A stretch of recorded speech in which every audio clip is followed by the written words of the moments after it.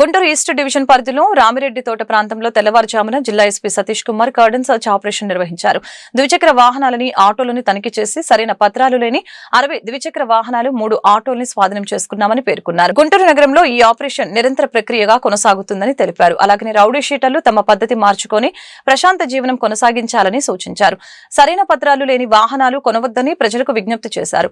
పత్రాలు లేని వాహనాలని ఆర్టీఓ ద్వారా కోర్టులో హాజరుపరుస్తామని అన్నారు. వాళ్ళ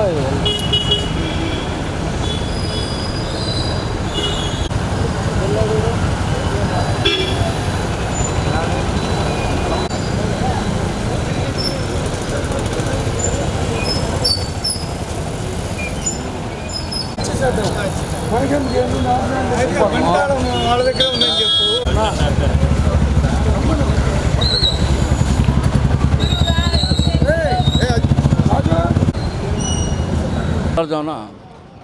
ఉదయం 5 గంటల కాడి నుంచి గుంటూరు జిల్లా ఎస్పీ గారు సతీష్ కుమార్ గారు ఆదేశాల మేరకు నేను కొత్తపేట సిఐ గారు, లాలాపేట సిఐ గారు, ఓల్డ్ గుంటూరు సిఐ గారు కలిసి సిబ్బంది ఒక 80 మందితో రామిరెడ్డి తోట కార్డన్ సర్చ్ చేయడం జరిగింది.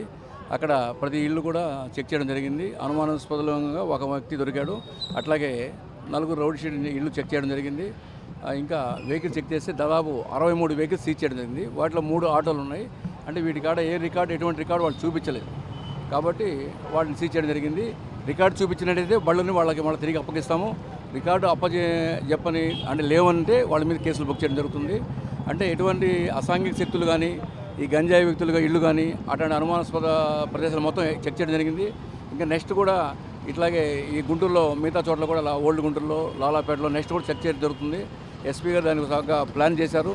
ఈ గంజాయి అమ్మే వాళ్ళు వాళ్ళ ఇల్లు కూడా నోట్ చేయడం జరిగింది. వాళ్ళ ఇల్లు కూడా చెక్ చేసి వాళ్ళ మీద తగు చర్యలు తీసుకుంటాం.